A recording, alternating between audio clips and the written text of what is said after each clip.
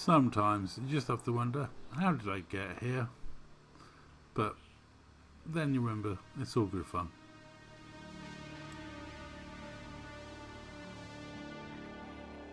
Hi, it's Zobber925 and welcome to Elite Dangerous on the Legacy version on Xbox. And this was some of the footage from the event that we had for Serial Killer OG's birthday. And yeah, I was messing around in my Rami Viper 4, which is pretty much a wrecking ball of a ship. It's definitely, you'll notice if you ram it. But, you know, I was having fun getting messed up by FDLs. Rob was enjoying multi-cannoning me a few times.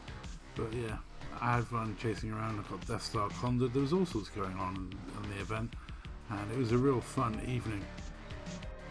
A fun reminder that despite FDev's best efforts, we still actually have a community over on Xbox.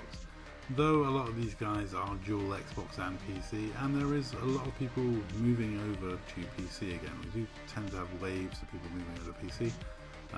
Star's recently gone over to PC. Obviously Devo's over there, Dark Owl's over there. There's a lot of players that used to play on Xbox that play on PC. Most of virtually all the sweaty tryhard PvPers headed off, leaving a few behind. But there's still a community on Xbox, and there's still some Xbox players like myself that will continue on Xbox. I know there are a lot of people that wouldn't mind me going over to PC, but that's mainly because they want me to go over there so I can share missions with them over there.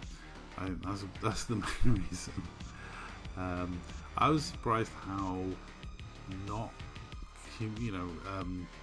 talkative the PC community is. I mean, it's I sit in party chat for people for hours and hours just chatting rubbish and playing video games over on Xbox, and that's what I enjoy, is the social side of this game and just the fun hangout and the chill. PC is a bit different. People, don't tend to sit in party chat for hours and chat. In fact, we quite often have people from PC joining our party chats on Xbox. It's a bit, I don't know. There's a lot of people that want me to go with PC, but like I've said before, it's not something that I'm looking to do anytime soon. My priority is the rescue and funding that. Spending large amounts of money on my own entertainment for video games. I think PC gaming is a young person's game. I think at my age you just want to chill out and relax and get a big comfy sofa and put your feet up and relax, not worry about compatibility issues and upgrading your drivers, etc. But I've got to say, I do love this ship. I think they really messed up on PC with the Cobra Mark 5, because I think it removes fun from ships like this. Because before the Cobra Mark 5, this had the most hull of any small ship. It was a lot slower than the Cobra Mark 3, but was a tough ship with a lot of things and fun going on with it. Like, you can really have an amazing time in this ship, smashing into things and doing damage. So, it has its place. If you look at the Cobra Mark 5 now, it just can't compete with that. Cobra Mark 5 is the combination of more armor than this, more speed than this, and better weaponry than this. So it kind of negates all the other small ships. It is just like the small ship that beats them all, which is, I don't know, I don't like that. I think I would prefer, I do prefer, to be honest, like having a variety of small ships that aren't necessarily better or worse than other options, but are about personal preference and taste, rather than having one standout amazing ship. That is kind of my criticism of all the new ships. There's two criticisms mainly. One, they've got a bit lazy with some of the sound effects, reusing engine noises. Two is, they've made them all upgrades or like better than other ships, which I think the fun part for me with Elite Dangerous over the years is kind of the fact that we don't have better than ships.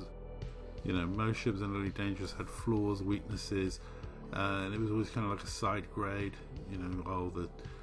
that series of ship has exposed engines, that series of ships has bad hardpoint placement, you know. And I kind of agree that it was nice that the FDL meta was smashed by the launch of the Python Mark II, but the Python Mark II is so ridiculously OP, it kind of makes a lot of other like ships just seem pointless. Like, why would you fly a Frag Mamba when you can have a Frag Python Mark II? I kind of preferred it before the new ships. The new ships for me are, apart from the Type 8, but even then, I mean, the Type 8, I mean, I love the Type 7, it's my favourite ship in the whole game, but realistically, why would you fly a Type 7 with a Type 8 out there that's medium and carries more cargo? Makes no sense. You know, but that's always the way of it with things. People like to power creep and make the new things better than the old things, which I think is always a mistake. You should always make stuff that has flaws, has weaknesses. You know, if it's tanky like the Viper Mark 4, it's slow like the Viper Mark 4. Making a fast tanky ship like the Cobra Mark 5, yeah, kind of just defeats the whole you know, thing. It smashes the game and makes one thing so much objectively better than everything else in its category that yeah, for me it kind of ruins the fun. But that's my opinion. Let me know what you think in the comments down below. I'm sure maybe, you know, there's people out there that like love the new ships so much that they don't mind the power creep.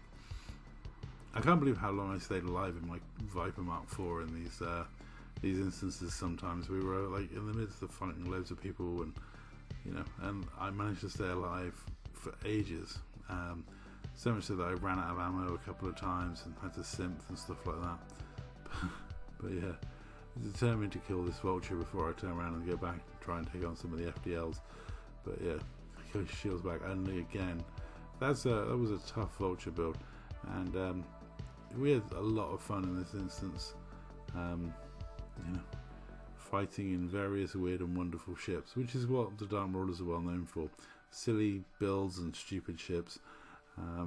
So yeah, it wasn't surprising that I died quite a lot to Rob's multi-cannon FDL, but it was a fun, interesting evening of silly fights and silly shenanigans. And yeah, I'll leave you with this last bit where we actually find out why I ended up spinning and spinning and spinning, which was really good fun.